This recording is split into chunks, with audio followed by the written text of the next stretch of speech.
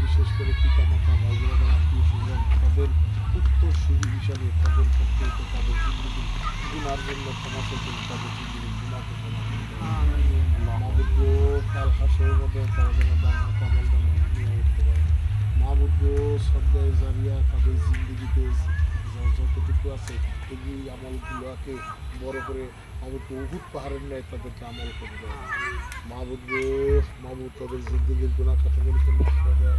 মাহবুব সফর মাস সফর চলতেছে, সফরের সমস্ত ফজিলত তাদের আমল নামে দান করে।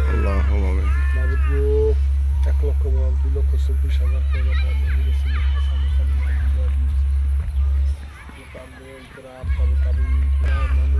জিন্দগির গুণা কথাগুলিকে মাহবুবকে আমাদেরকে হায়াত দান করেন।